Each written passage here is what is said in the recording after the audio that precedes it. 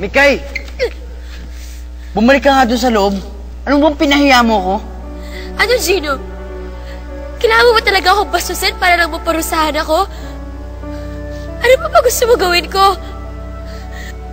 Oo, alam ko, galit ka. Oo, nasaktan kita ng maraming beses. Kaya nga bumabawi ako sa'yo, di ba? Pero sumusobra ka na kasi. Eh di sumuko ka na. Huwag mong pilitin sarili mo, Mikay.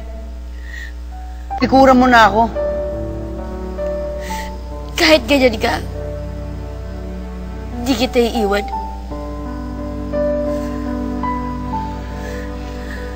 Mikay, hindi mo kailangan tiisin.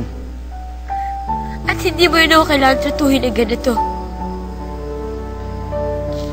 Alam mo, siguro nga, na dapat hindi na kita tiisin.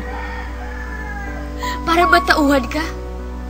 Para malaman mo na mali na yung ginagawa mo. Mali na, Gino.